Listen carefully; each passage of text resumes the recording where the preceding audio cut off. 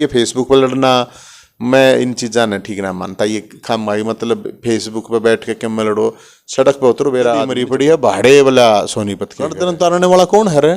इस देश में कानून निर्मम हत्या की इस तरह के लोगों को चौराहे पे फांसी दो। AK-47 कश्मीरी पंडितों को वहां पे मिलनी चाहिए ताकि वो अपनी सुरक्षा अपने आप कहते हैं कि नवीन जयहिंद नशा करता है, ये दबंगाई कैसे कर लेते हैं? तो ये मानने सरकार के आप अलख में हाथ देगा काट लेंगे और माँ हाउस वाइफ और बाबू ने बोधा मानेगी थी बोधा को ना बामण। नमस्कार, आप देख रहे हैं हरियाणा 1008। दोस्तों, हरियाणा 1008 यूट्यूब चैनल पर आपको समय समय पर सामाजिक मुद्दों से जुड़ी हुई वीडियो आपको बार बार देखने को मिलती रहती हैं। आज इसी दौर में हम पहुंचे हैं रोहतक में। आप मेरे साथ देख रहे हो, किसी परिचय के मोहताज नहीं हैं। भारत देश के मैं कहूँगा कि सबसे दबंग नेता नवीन जयहिंद जी आज हरियाणा 1008 यूट्यूब चैनल पर हमारे साथ जुड़े हैं। जानेंगे इनकी पर्सनल लाइफ के बारे में, कहाँ पे इनका जन्म हुआ, किस परिवार में हुआ, कहाँ तक इन्होंने पढ़ाई की और राजनीति में कैसे इनका रुझान हुआ। और राजनीति में आने के बाद आप इनको हर रोज़ देखते हैं, हर रोज़ इनकी वीडियो वायरल होती हैं। कदे ये फरसा उठाए रहे हैं, कदे मोगरा उठाए रहे हैं, बार बार एक चर्चा का विषय बना रहता है। नवीन जयहिंद का नाम बार बार सोशल मीडिया पर चलता रहता है, दिखाई देता रहता है। कहीं ना कहीं किसी ना किसी मुद्दे को लेकर बार बार ये लाइव आते रहते हैं। तो इन्हीं सब बातों के बारे में हम आज इनसे जानेंगे और कुछ सामाजिक मुद्दे जो आज एक विषय बना हुआ है। कई मुद्दे ऐसे हैं जो हर किसी की ज़ुबान पर है, वो सामाजिक मुद्दे भी हम इनके सामने रखेंगे, उन पर इनकी टिप्पणियां लेंगे, इनके पर्सनल विचार उनके ऊपर लेंगे। तो आइए, हमारे साथ हैं नवीन जयहिंद जी। राम राम भाई साहब। राम राम राम राम भाई। हरियाणा 1008 यूट्यूब चैनल पर आपका स्वागत है। बहुत बहुत धन्यवाद आपका और सभी आपके दर्शकों को भी बहुत बहुत बधाई। भाई साहब, सबसे पहले बात करेंगे, राजनीति तो बाद का विषय है। सबसे पहले बात करेंगे जन्म से। आपका जन्म कहाँ हुआ, किस परिवार में हुआ? गांव भैंसरू कला में और ये सांपला के पास है और हम समायल गांव है, तो वहाँ से मतलब उसकी गांव की निकासी है। और वो जन्म तो उड़े होया। बाबू का नाम श्री धर्म प्रकाश, माँ का बिमला देवी, दादा का राम कुमार। परिवार राजनीति से जुड़ा हुआ था या किस तरह का माहौल था परिवार में? ना ना ना, कोई मतलब नहीं। मेरा दादा फौजी था और माँ हाउस वाइफ और बाबू हाउस बाबू, बस ये था। अपना तो कुछ नहीं भाई। अपने जो कर गामा में जिसे घर आ करें, अपना 100 गज का घर है, उसमें अपने पैदा होए, रुड़े, पड़े बड़े, खेले कूदे, तो यही था अपना मैन। तो और तो कुछ है नहीं विशेष बात। कितने भाई बहन? 4 भाई हैं और बहन? बाण को ने। 4 भाइयों में आप बड़े हो या छोटे हो? ना, मैं सबसे बड़ा हूँ। आपसे जो छोटे हैं वो क्या करते हैं? वो भी अपना एक टीचर की अपनी नौकरी करे है और एक अपना गांव में काम करे है। एक और भाई जो सबसे छोटा है वो भी गांव में है। परिवार में सबसे बड़े आप हुए। पढ़ाई कहाँ तक की आपने? पढ़ाई तो भाई 3 टर्म में कर रखी हैं। मतलब MMC पत्रकारिता वाली, एक MPED है, एक PG योगा है और फिर PhD करी थी MD यूनिवर्सिटी रोहतक में। भैंसरू गांव एक चर्चा का विषय और भी रहा है। वहाँ पे पहलवान बहुत ज़्यादा हुए हैं। हमारी भी वहाँ पे रिश्तेदारी है, मेरी सिस्टर है आपके गांव में। तो मुझे जितना भी वहाँ पे देखने को सुनने को मिला है, वहाँ के जो युवा जो हैं उनमें पहलवानी का बहुत ज़्यादा शौक वहाँ पे रहता है। तो आपने भी पहलवानी की या नहीं की? हाँ, वो तो पहलवानी तो सारे करा रहे गामा में। सब पहलवानों है, एक बात सारे लोंगट्टी बांधे आ रहे हैं और वह लोंगट्टी एक बात सब ने बांध रखी, हमने भी बांध रखी है। हमने भी थोड़े बहुत हाथ पाँव मारे रखे हैं। जैसे आज आप राजनीति में आने के बाद देश के दबंग नेताओं में आपकी गिनती होती है। क्या उस वक्त भी जब आप इस फील्ड में नहीं थे, पढ़ते थे, युवा अवस्था थी, गांव में रहते थे, तो ये दबंगपना वहीं से शुरुआत हुई या बाद में? नहीं, मैं दबंगपना की है राजनीति में तो माया ही को ना कदे। राजनीति की तो बात तक हो ना, राजनीति में थोड़ी हूँ मैं। ये तो एक अपने हक की बात हो, अपने हक की बात की आवाज़ उठाने की आदत शुरू तय है और सब ने ठानी भी चाहिए। इसमें दबंगई वाली कोई बात नहीं। नेता वेता में कुछ हूँ नहीं और एक सामान्य जो आदमी है उतने ही हैं अपनी हाँ की आवाज़ उठावे हैं। तो हमने भाई बचपन से जो है ना भगत सिंह को पढ़ाया, नेताजी सुभाष चंद्र बोस को, चंद्रशेखर आज़ाद, राम प्रसाद बिस्मिल, अशफाक उल्ला खां, मतलब जो भी क्रांतिकारी रहे हैं उनको पढ़ाया है। और उनको जब आप पढ़ोगे ना तो कुछ न कुछ विचार इस तरह के बने जहाँ हैं। और तो इसमें कोई गणाहा वो है कौन है, बाकी ये है भाई सब तैयार कहूँगा भाई अपने हक की आवाज़ जरूर उठाया और हक की आवाज़ ठानते मेरे ख्याल में कुछ न कुछ जरूर सुधार हो। आदमी को जागरूक होना जरूरी है, मेरा तो अपना ये मानना है कि सबसे जरूरी वो है जागरूक होना। पढ़ाई के बाद आपने पढ़ाई की, एक अच्छे लेवल की आपने शिक्षा प्राप्त की, उसके बाद जो ये जैसे आप कह रहे हो, वैसे तो हर कोई कहता है, किसी भी नेता से जब हम बात करते हैं तो वो यही कहता है कि मैं नेता नहीं हूँ। हर कोई ये टैग लगाना चाहता है कि मैं नेता नहीं, मैं बेटा हूँ। लेकिन आप सोशल मीडिया पे बहुत ज़्यादा वायरल होते हो, लोग आपको नेता ही मानते हैं और एक दबंग नेता के रूप में आप जाने जाते हो। तो मेरा जो सवाल है, मैं ये पूछना चाहता हूँ कि ये शुरुआत कब और कैसे और किस कारणवश हुई? राजनीति की तरफ आपका जो जुड़ाव हुआ, ये जो आप कह रहे हो अपने मुंह से कि भाई अपने हक की आवाज़ उठानी चाहिए, ये विचार कब पैदा हुए? पढ़ाई के साथ साथ युवा अवस्था में कौन सा वो दौर था जिस वक्त आपके मन में ये विचार पैदा हुए कि अब मुझे इस तरह के कार्य करने चाहिए? भैया तेनू कह रहा वो क्या आ रहा ना, बराती तो माएजा में आ रहा है, ठीक है, पाछे की डेंटिंग पेंटिंग तक की हो आ रहा है। ताई जब मैं इसे दिए हम तक के घर में तो गणे जब 17-18 साल के थे जब ये काम करने लग गए थे, तो ये तो 40-41 साल के हो गए।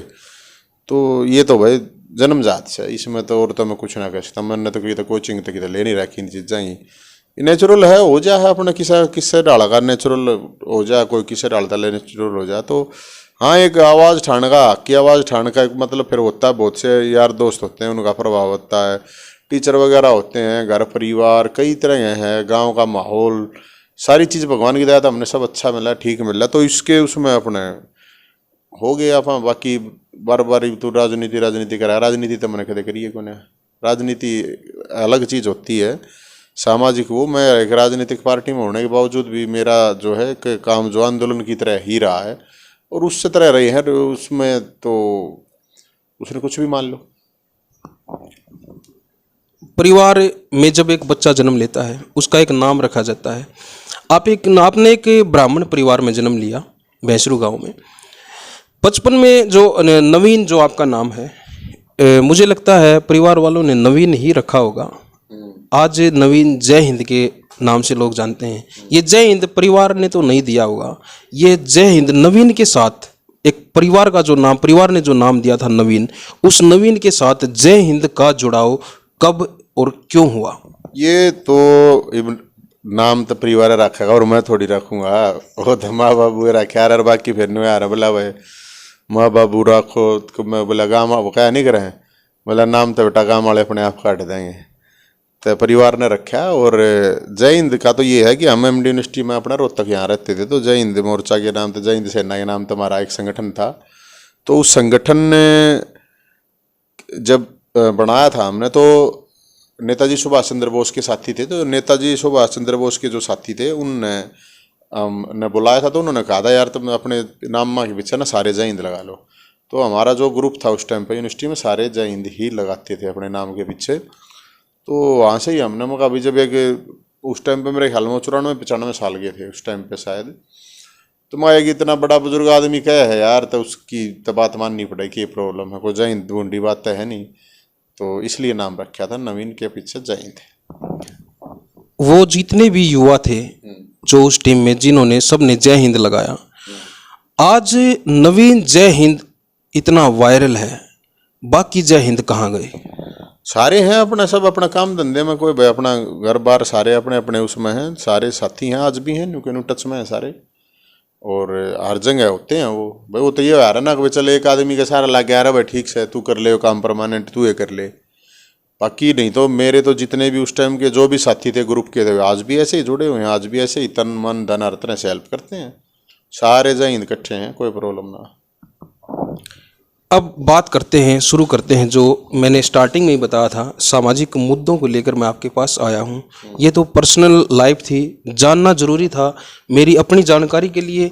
आपके जो दर्शक आपको हरियाणा 1008 यूट्यूब चैनल पर देख रहे हैं, उन सब की जानकारी बढ़ाने के लिए ये सब बातें जाननी बहुत ज़रूरी थी और बहुत ही अच्छे तरीके से आपने मेरे सवालों के जवाब भी दिए। बात करते हैं सामाजिक मुद्दों की।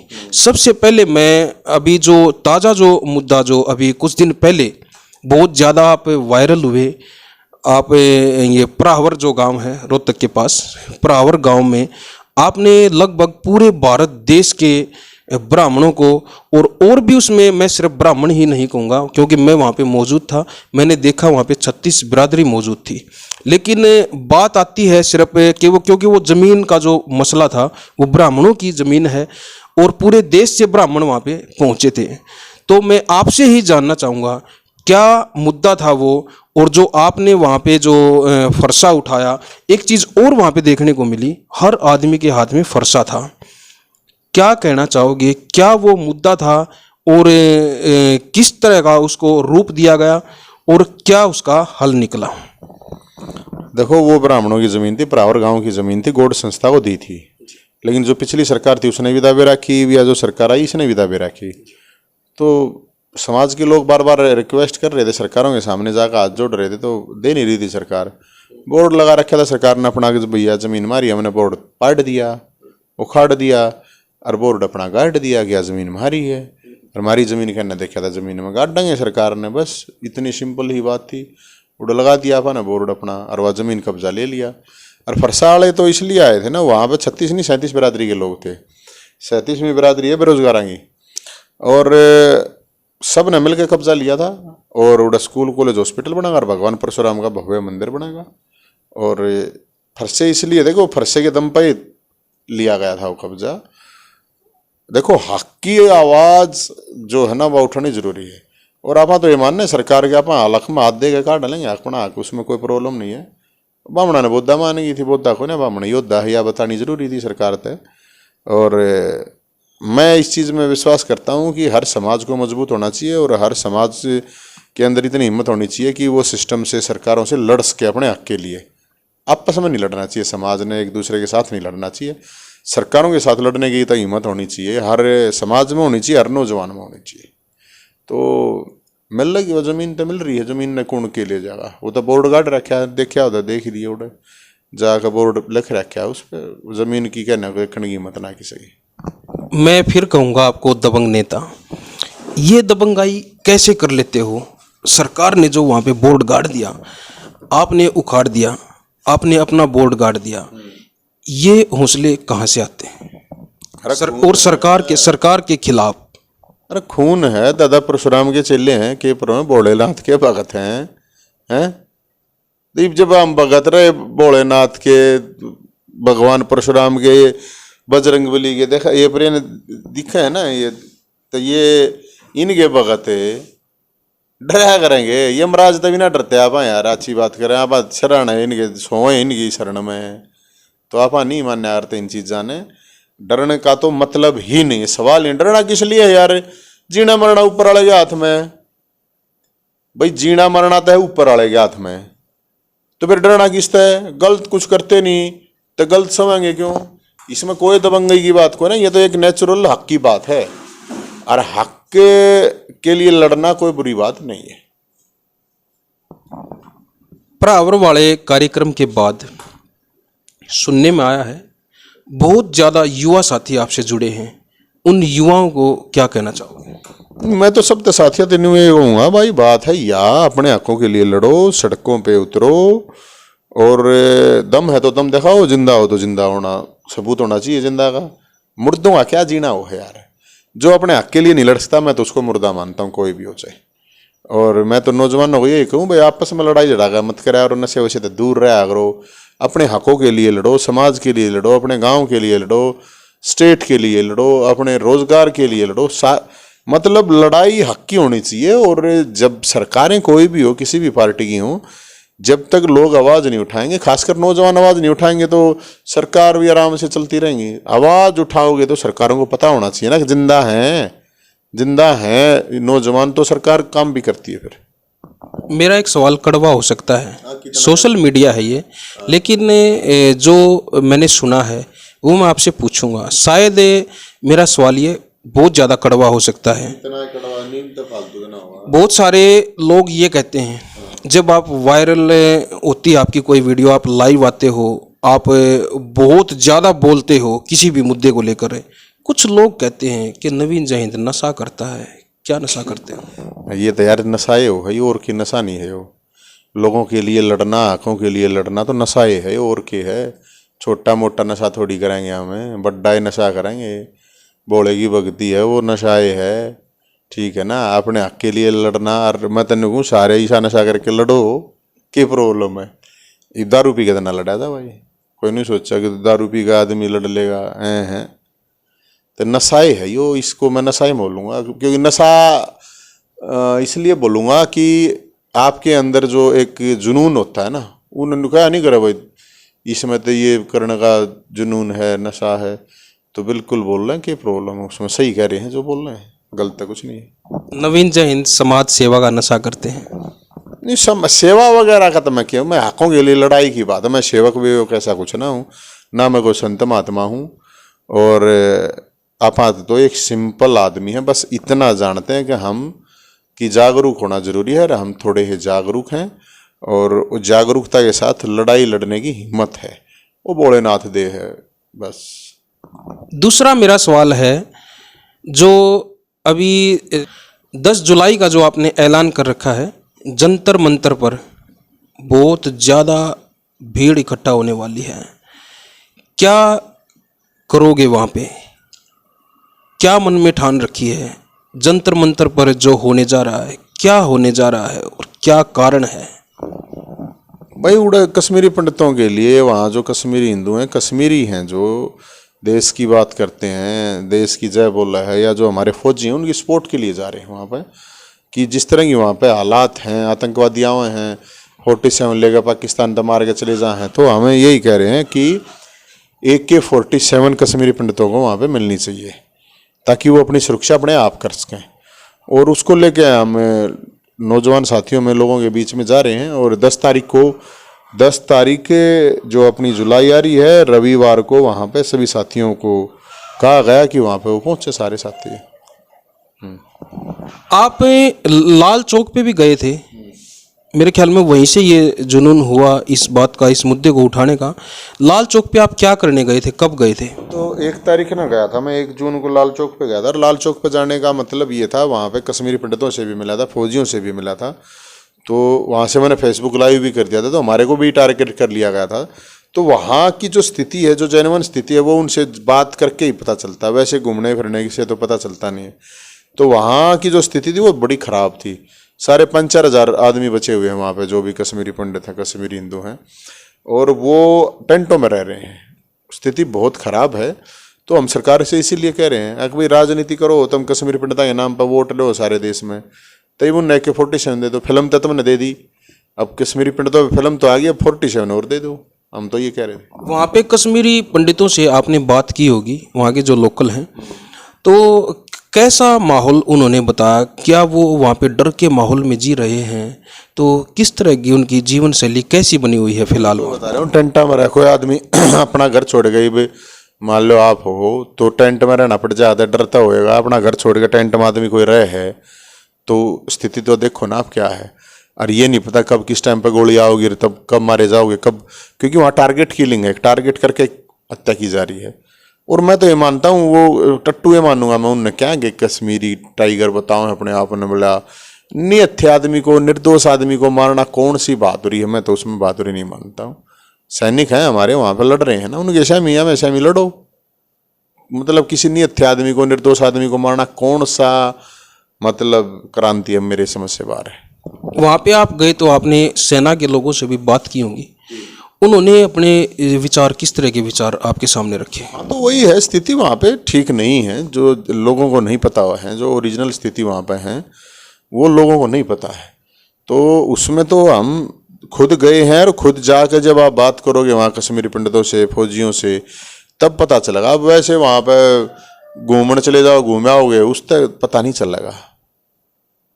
तो 10 जुलाई को जो दिल्ली जंतर मंतर पे जो एकत्रित हो रहे हैं जो लोग आपके नेतृत्व में, तो वहाँ पे कश्मीरी पंडित भी वहाँ पे पहुँचेंगे? जी जी बिल्कुल वहाँ पे पहुँचेंगे। और मेरे नेतृत्व की कोई बात नहीं है, मैं कोई नेतृत्व वगैरह की कोई वो नहीं है।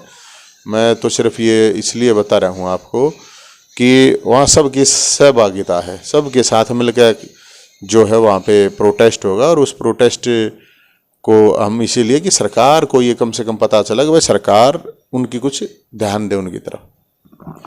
देखिए, मेरे मन में एक सवाल आया है, अभी आपने जो जवाब दिया उसी में से एक सवाल निकला है। आप AK-40 जो आप बोल रहे हो उनको देने के लिए, वो हमारे देश के जवानों को दी जाती है, क्या मतलब ये संभव है कि एक आम नागरिक को भी इस तरह के हथियार अलाउड किए जाएं? क्यों संभव करना है, संभव होना क्या प्रॉब्लम है भाई? ये लाइसेंस मिलते नहीं, स्टेट गवर्नमेंट नहीं देती, कितने लाख लाइसेंस दे रखे हैं बेरा नहीं। इसके अलावा हथियार तो बड़ा मांगा है, उनके लाइसेंस बना दो, हथियार बड़ा दे दो, क्या प्रॉब्लम है?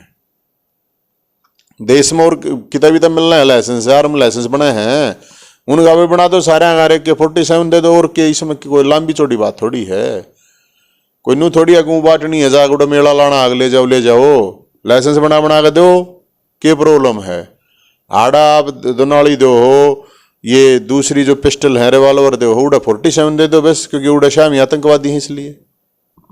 क्या इंतजाम किए गए हैं? क्या लगता है आपको कितनी संख्या में लोग वहाँ पे इकट्ठे होंगे?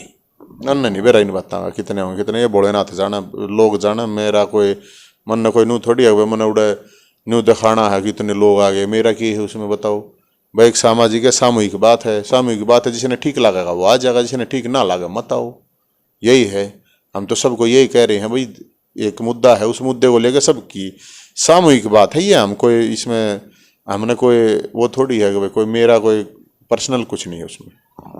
उदयपुर में हुए हत्याकांड, कन्हैया लाल थे जो, आज पूरा देश खड़ा है उनके साथ में, उनके परिवार के साथ में, क्या कहना चाहोगे उस हत्याकांड को लेकर? गलत है, कोई भी है हत्याकांड इस तरह से, वही फिर मैं बात कर रहा हूँ कि आप निर्दोष लोगों को, नियत थे लोगों को मारने से कौन सा वो होता है? कौन सा धर्म है? कोई सा धर्म ना कहता मारने की, तो किसी भी धर्म में हमने तो सुनी नहीं, कोई से मैंने तो सारे धर्म पढ़ लिए, किसी धर्म में इस तरह ही नहीं कह रहा कि ये कायर लोग करते हैं ये काम। और इस तरह के लोगों को, जिस तरह से उनकी निर्मम हत्या की, इस तरह के लोगों को चौराहे पे फांसी दो। अरे जब जो गर्दन के बदले गर्दन है तो फिर गर्दन लो ना, क्या प्रॉब्लम है? जान के बदले जान है तो जान लो, सिस्टम तो तभी ठीक होगा, नहीं तो फिर ऐसे ही होता है, ऐसे होगा। तो मैं तो यही बात कह रहा हूँ कि जिस तरह जो ये सोच है, कट्टरता की जो भी सोच है, वो सही नहीं है। कोई मुस्लिम नेता है या कौन है मुझे नहीं पता, कोई सलमान चिश्ती है जिसने नूपुर शर्मा की गर्दन उतारने की बात कही है, एक बयान आया है, एक वीडियो वायरल हुई है, क्या जवाब देना चाहोगे उनको? हाँ तो कौन है वो गर्दन उतारने वाला? कौन है रे? इस देश में कानून है ना, इस देश का संविधान है, मानो कि नहीं मानो हो? फिर गर्दन उतारने वालों के लिए तो वही तो बात मैं कहूँ, वही चीज है ये गर्दन उतारने वाले हैं, उसकी क्या औकात है गर्दन उतारने की? मतलब वही बात है ना कि बोला गधी मरी पड़ी है भाड़े वाला सोनीपत के घर है। ये जो इस तरह के बयानबाजी हैं, इस तरह की जो चीजें करते हैं, ये देश के लिए सही नहीं है। हमें लगता है कि हर धर्म की मान सम्मान इज्जत होना चाहिए, हर जाति धर्म क्षेत्र भाषा जो भी है सबका मान सम्मान रखना एक दूसरे की सबकी जिम्मेदारी है। कोई किसी के ऊपर हम कोई भी गलत वो करें वो ठीक नहीं है। और मैं ये मानता हूँ खुद कि भाई कोई भी चीज होती है तो कानून है इस देश में ना, कोई तालिबान थोड़ी है यो गर्दन तार लेगा। तो इन गर्दन तारने वाला की तो फिर वही बात है ना, गर्दन के बदले तो फिर गर्दन वाला ये बात चलेगी, और तो कुछ नहीं चलेगा। अगला मेरा सवाल है, अभी कुछ दिन पहले एक मुद्दा और उठा, कोई वामन मेश्राम है कोई जो अपने हिंदू देवी देवताओं को गालियां देता है, अपने जो ब्राह्मण समाज के लोग हैं उनको विदेशी बताता है। आपने भी उनका विरोध किया था अभी कुछ दिन पहले, मेरे ख्याल में हफ्ता 10 दिन पहले रोहतक में भी इकट्ठे हुए थे बहुत सारे लोग उनके विरोध में। तो वो यहाँ पे आए थे या क्या मैटर था, और उसको क्या कहना चाहेंगे आज हरियाणा 1008 यूट्यूब चैनल के माध्यम से, क्या उसको जवाब देना चाहते हैं अपने शब्दों में? वो देखिए, वो उनका जो भी एजेंडा हो वो एजेंडा सही नहीं है। एक पहली बात तो ये है कि वही फिर अभी मैंने जो बताया कि भाई आप किसी भगवान को मानते हो नहीं मानते हो, वो आपका अपना व्यक्तिगत निर्णय है, लेकिन आप किसी भी भगवान को मतलब मजाक उड़ाते हो या मानते गाली देते हो या उनका, वो सही नहीं है। अब वो ईसा है, वो तो मन्नू का राम है ही नहीं, और फिर राम नहीं है तो वाल्मीकि भगवान भी कौन है फिर? ना वो वाल्मीकि भगवान ना मानता, हम तो मानने हैं भाई, राम भी है, हनुमान भी है, भोला भी है, सब कुछ है। तू मत मानना है, तू फद्दू क्यों मानना है? बरे बात ये थी। फिर नु क्या बोला, वामन जो है ना ये तो विदेशी हैं, जंगली हैं, ये हैं। तू कौन रहा बतानिया? कौन विदेशी है कौन ना? वो बोला डीएनए बताता हूँ मैं। क्या गधी का डीएनए बताओ? क्या डीएनए बनाओ अपना, बताने बना के है तेरा डीएनए? वो भगवान राम ने नहीं मानता, हनुमान ने नहीं मानता, भगवान वाल्मीकि ने नहीं मानता, संत रविदास ने नहीं मानता, संत कबीरदास ने नहीं मानता। बताओ भाई रह गया भाई। फिर वो आदमी सिर्फ जातिवाद के नाम पर लोगों में जहर घोलना चाहे है, और मुझे नहीं लगता कि इस तरह के लोग सही हैं, और इसलिए उनका विरोध करा था कि भाई नहीं, यहाँ ठीक नहीं है, ये हम नहीं मानेंगे। और सरकारों को इस तरह के लोगों के ऊपर वैसे ही शिकंजा कसना चाहिए। वो सारे देश में जा जाकर अंड है, गाड़ दे है, मतलब तो भाई ब्राह्मण विदेशी है, मतलब बांधन चांद तारे हैं, सूरज तारे हैं, तन्ने के लेना देना है? कौन है तू जो इस तरह बताओ? आपकी किसी के साथ व्यक्तिगत हो सका, आप किसी को कुछ को, लेकिन किसी भी जाति को गाड़ा देना, मतलब कोई कुछ भी इस तरह बता देना, वो मेरे ख्याल में सही नहीं है। और उसका विरोध इसलिए करा था, कही थी भाई अडाना ठीक ना तेरे लिए। तो क्या वो आए रोहतक? ना नहीं आया ना। फिर वो दिल्ली में जाकर फिर उसने अपना प्रोग्राम किया। तो इन्हीं सब सामाजिक मुद्दों के साथ एक सवाल मेरा और है, ये शायद लास्ट सवाल होगा आज का। एक मुद्दा चला हुआ है भाई साहब, SYL है तो काफ़ी पुराना, लेकिन अभी कुछ दिन पहले जो अपने पंजाब के जो सिंगर थे भाई सिद्धू मूसेवाला, उनके मरणोपरांत ये गाना SYL जो उन्होंने गाया था वो रिलीज कर दिया गया।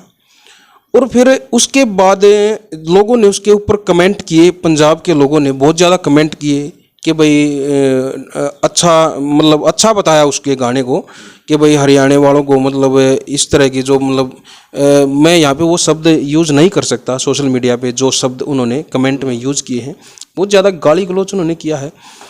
और फिर उसके बाद अपने जो हरियाणा के जो कलाकार साथी हैं, कई भाइयों ने अपने गाने बनाए, उनको जवाब दिया। तो ये जो एकदम से जो ये मुद्दा एकदम से जो वायरल हुआ, इसको एक नया मोड़ दे दिया गया, गाने का जवाब गाने से। तो क्या कहना चाहोगे, क्या अपने विचार इस बात को लेकर रखना चाहते हैं? और जैसे जो असली जो ओरिजिनल जो मुद्दा है उसके ऊपर क्या प्रभाव पड़ेगा या कुछ प्रभाव नहीं पड़ेगा, क्या कहना चाहते हो इन सब बातों? ये यार सब राजनीति है और क्या है। पहली बात तो ये है कि वो गाना उसने निकालना होता था वो निकाल ले देता पहले ही। अब वो भगवान को प्यारा हो गया, गुरु के द्वार में है वो। अब मैं ये मानता हूँ किसी की भी इस तरह से आकस्मिक मौत जो होना वो सही नहीं होती। कोई भी नौजवान है, चाहे देश में कहीं पे भी है, देश में हो दुनिया हो, अब वो गाना निकालना होता तो पहले निकाल देते। उसके बाद वो निकालना मेरे हिसाब से कोई राजनीतिक साजिश है। SYL की जहाँ तक बात है, सिंपल ही बात है यार, सुप्रीम कोर्ट डिसीजन दे चुका है कि भाई SYL का जो हक है, पानी है, हरियाणा का है, जो पंजाब का हो बांट चुका है, तो उसको इम्प्लीमेंट किसने करवाना? सरकार ने करवाना, सेंट्रल गवर्नमेंट ने करवाना, स्टेट ने करवाना, तो करवाते क्यों नहीं? एक बात। दूसरी बात है ये फेसबुक पर लड़ना, मैं इन चीज़ा ने ठीक ना मानता। ये खामाई मतलब फेसबुक पर बैठ के क्यों में लड़ो, सड़क पर उतरो मेरा आदमी ने जब बांटा है, ये मतलब किसी भी चीज़ पर आपस में उकड़ने लग जाए, ये सही नहीं है। और सिंपल ही बात है यार, हरियाणा का जो हक है तो वो तो लेना पड़ेगा ना। हक है तो कोई भीख थोड़ी है। पंजाब के जब किसान यहाँ पे आए थे तो पंजाब अपना बड़ा भाई है, तो फर्ज निभाया ना हरियाणा वालों ने अपना छोटे भाई होने के नाते। 1 साल तक यहाँ बैठे हरियाणा के लोगों ने तो यार दूध पाया है, पानी की क्या बात है? तो पंजाब के लोग भी पानी देना चाहें, ऐसा कुछ नहीं है कि नहीं देना चाहते, लेकिन ये जो पॉलिटिकल चीज़ें होती है, राजनीति होती है, वो घुस जाए उसमें। अब जो हरियाणा के जो किसान हैं यार, वो जो उनकी ज़मीन बंजर होने लग रही है, फिर किस चीज़ का भाईचारा? अगर वहाँ के लोग ये नहीं चाहते कि हरियाणा को पानी मिले, तो फिर क्या भाईचारा हो रहा है? भाईचारा कहना थोड़ी हो यार है। भाईचारे का मतलब ये है कि जहाँ जरूरत है, भाई पंजाब के किसानों को जो जरूरत है पंजाब के किसान रखें उस पानी ने। जो हरियाणा के किसान है अपना, ये पूरा दक्षिण हरियाणा में तो बंजर हो रही है ज़मीन, अगर वो पानी आवा है SYL का, तो यहाँ के किसान भी तो खुशहाल होंगे ना। तो देश तो अपना ही है, और जब सुप्रीम कोर्ट जो डिसीजन दे चुका है तो उसका इम्प्लीमेंट तो स्टेट गवर्नमेंट ने कराना है, सेंट्रल गवर्नमेंट ने कराना है, उसका इम्प्लीमेंट कराओ। किस चीज़ की राजनीति क्यों खाम बताएंगी? SYL चला रखी है। अरे सुप्रीम कोर्ट डिसीजन दे चुका है, उसको इम्प्लीमेंट कराना सरकार का काम है, बस इतना ही है, और कुछ नहीं है। ये सब राजनीति है, भाईचारा, आपस में जो भाईचारा होता है एक दूसरे के साथ, उसको खराब करने की जो पॉलिटिकल लोग हैं उनका ही वही काम हो। बहुत बहुत धन्यवाद। हरियाणा 1008 यूट्यूब चैनल को इतना समय दिया। और मैं लास्ट में पूछना चाहूँगा, आज हरियाणा 1008 यूट्यूब चैनल पर मेरे सवालों के जवाब देते हुए कैसा लगा? बढ़िया लगा भाई, मन तो कि बुंडा खिलाना है। ठीक है, बढ़िया है मेरे भाई, बताइए। लास्ट में हरियाणा 1008 यूट्यूब चैनल पर आज चैनल के नहीं आपके दर्शक जुड़े हुए हैं, क्या संदेश देना चाहोगे? ना मेरा कौन दर्शक है, मेरा कोई दर्शक वर्शक ना, चैनल आड़ा आगे है, मेरे के दर्शक वर्शक हैं। मेरा तो बस यही है, सब खुश रहो, स्वस्थ रहो। 10 जुलाई रविवार 11 बजे जंतर मंतर पहुंच जाइयो भाई।